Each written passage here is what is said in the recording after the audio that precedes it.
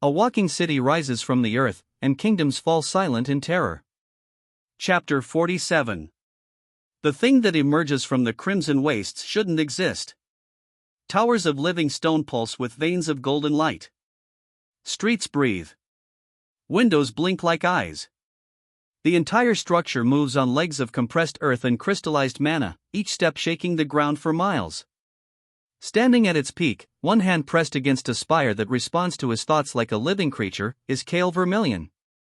The family disgrace. The boy with useless magic. And right now, he's commanding a fortress that just walked through 3 kingdom borders without stopping. How did we get here? Let's rewind. Chapter 1. The Vermillion estate gleams under the summer sun, all marble columns and gold-trimmed banners. This is old power. The kind of noble family that's produced archmages for 12 generations. Inside the training courtyard, 17-year-old Kael Vermillion stands before his father, Lord Cedric Vermillion, and he knows this conversation will ruin him. His father's face is carved from disappointment. His older brother Valen smirks from the side, flames dancing between his fingers. His sister Mira won't even look at him, ice crystals forming around her feet in unconscious displays of her frost magic. Kael has magic too. He can feel mana like they can.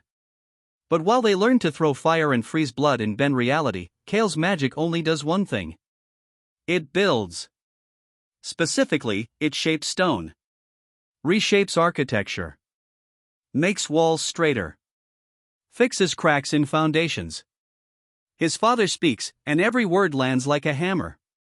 Kael has failed the family assessment for the 3rd year. While his siblings have advanced to adept rank in combat magic, Kael remains stuck manipulating bricks. The decision is final. He is stripped of the Vermillion name. Given a small stipend. And told to leave by morning. Valen laughs. Mira finally looks at him, and there's pity in her eyes, which somehow hurts worse than contempt. The silence in that courtyard is absolute. Even the wind seems to hold its breath. Kael's world doesn't shatter. It just quietly ends. 6 months pass like a slow burial. Kael takes work where he can find it. Construction crews hire him to reinforce foundations. He's good at it. Fast. Precise. But the pay is barely enough for food and a room at a cheap inn in the border city of Thornhaven. At night, he studies in the city's public library, searching for any mention of architects in magical history. Mostly, he finds nothing. Then, one evening in Chapter 5, he finds it. A reference so small he almost misses it. A footnote in a book about the forbidden arts. The last true architect, it says, was Elian Corvus. 300 years ago. He possessed not architecture magic, but sovereign construction. The power to build structures with their own will. Living cities. The footnote mentions Ashveil in a single sentence. The walking city that consumed the celestial empire. Then nothing. The next 17 pages have been torn out. Kael's hands shake as he holds the damaged book. He asks the librarian about it. She's an old woman named Maris, and when she sees what he's reading, her face goes pale. She tells him to forget about it. Some knowledge is forbidden for good reason. But she's lying. He can see it in her eyes. She knows something. Kael returns the next night, and the night after, slowly earning her trust. Finally, in Chapter 7, Maris breaks. She takes him to a restricted section. Shows him a scroll sealed in a glass case. It's a map. And marked in faded ink across the forbidden wastes to the north are words that make Kael's heart stop. Ashveil's last known path. The city still walks. It's been wandering the wastes for 300 years. The scroll includes something else. A ritual. The awakening of foundation. It's how architects were made in the old world. Kael spends everything he has on materials. Works for 3 weeks in an abandoned quarry outside Thornhaven. Uses his magic to shape a small tower. Just 20 feet tall. Simple design. But every stone placed with his mana. every joint sealed with his will.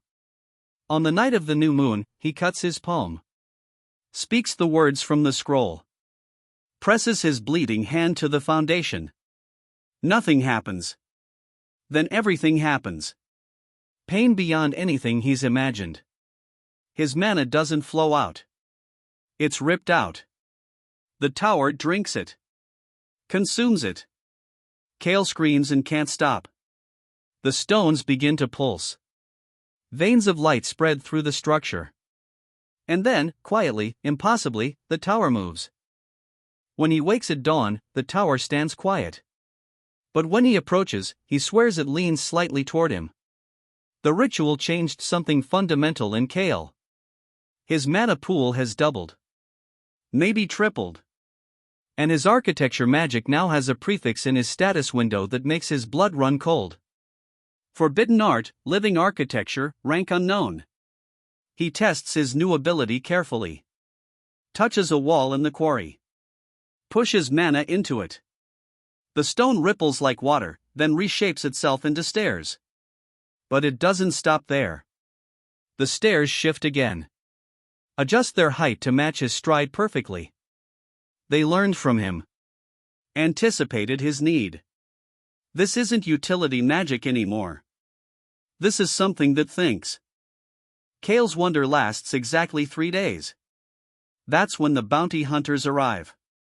Magical awakenings of forbidden arts send out a signature. The kind that gets detected by kingdom spell wardens.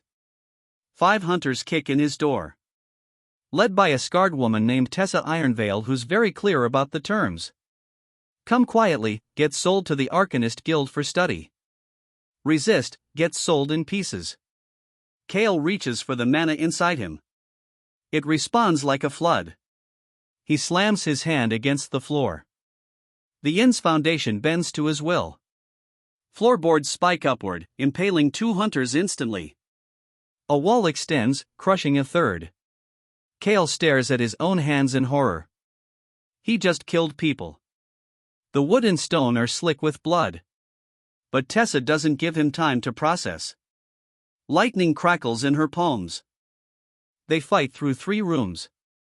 Kael reshaping the building itself into weapons. Tessa countering with destruction magic that blasts through his constructs. It ends when Kael makes the entire inn collapse inward. Creates a shell of stone around himself while everything else crumbles. When the dust settles, Tessa is buried somewhere in the rubble. Kael stands in the street, breathing hard, surrounded by the remains of a building he just used as a weapon. People are screaming. City guards are coming. He runs. For weeks, he moves through forests and abandoned routes, avoiding cities. Multiple kingdoms have raised the bounty. Forbidden architects are illegal under the Concordat of Mages, an international law established after Ashveil's rampage. In Chapter 20, Kael finds his first ruin. An ancient outpost, half buried. The stones sing to his magic. When he touches them, visions flood his mind. Memories embedded in the architecture itself. He sees Elian Corvus, the last architect. A man with silver hair and eyes that glow with golden light. Building structures that move like soldiers.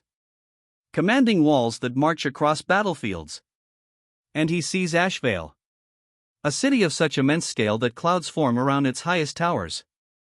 A metropolis built across the back of 1,000 walking pillars. A place where millions lived. Until Elian gave one final command, and Ashveil consumed everything within 100 miles. Empire. Armies. Innocent lives. All swallowed into the city's foundation. The vision ends. Kael vomits into the grass. This is what his power becomes. But the ruin offers something else. Knowledge. Techniques.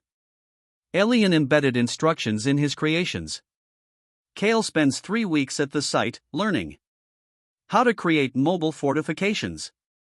How to infuse structures with autonomous defense systems. How to build faster, larger, with less mana cost.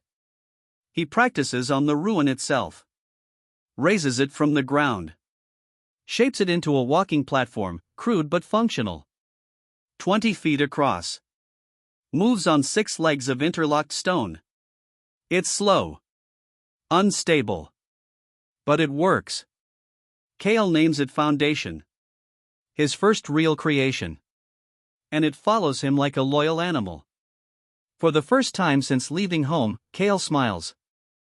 Chapter 25 brings escalation. An elite force from the Syndicate of Mages is deployed. Led by Inquisitor Drace Mordain, a man known for hunting forbidden casters. Drace doesn't want Kael captured. He wants him dead. They catch Kael crossing the Ember Plains. 12 mages. Combat specialists. Drace himself is an archmage of the 7th Circle. Kael raises Foundation between himself and the attackers. Commands it to defend. The platform unfolds. Walls extend. Ballista made of stone launch projectiles. 3 mages go down immediately. But Drace watches with cold calculation. Then he does something terrifying. He doesn't attack Foundation. He attacks the ground beneath it. Unravels the earth with disintegration magic. Foundation collapses into a crater. Kael feels it die. The connection severs like losing a limb. He screams. Kael, desperate and broken, does something he's never tried. He reaches out to the entire plateau they're fighting on. Miles of stone. Shaped over millennia. He claims it. Pushes every drop of mana he has into the bedrock. And the plateau wakes up. The ground doesn't shake. It rises. A platform 300 feet across lifts into the air on pillars of living stone. Kael stands at the center, blood streaming from his nose and ears from the strain. The remaining mages lose their footing. Fall. Drace tries to fly, but Kael makes the pillars grow hands of rock that swat him from the sky. The plateau becomes a fortress. Towers erupt from its surface. Walls circle the perimeter. And all of it moves with Kael's thoughts. Kael collapses. When he wakes, his fortress is still standing. Still alive. Waiting for orders. He names it Aeon's Rest. Word of the walking fortress spreads. Kingdoms panic. Some send diplomats instead of soldiers. Kael refuses them all. But not everyone who finds him is an enemy. In Chapter 38, a girl arrives. Her name is Ashveil. She's a rogue mage, hunted like him. Her magic lets her see the true nature of spells. And when she looks at Aeon's Rest, she tells Kael something that chills him. His fortress isn't just alive. It's hungry. All living architecture feeds on ambient mana to sustain itself. But structures this large need more. If Kael doesn't feed Aeon's Rest properly, it will start feeding itself. On the land. On people. Just like Ashveil did. Ceres becomes his guide. She teaches him the theory behind binding and command hierarchies. Kael practices relentlessly.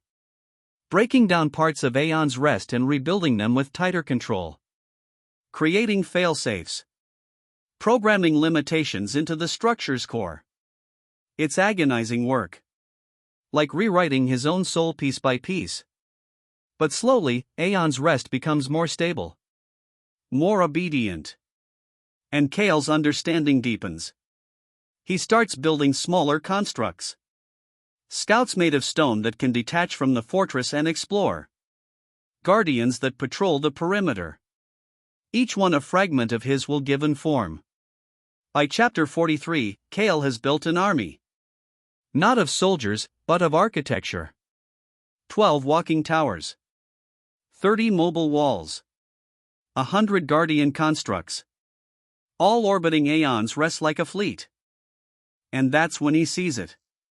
On the horizon of the Forbidden Wastes. A shape that makes Aeon's Rest look like a child's toy. Ashveil.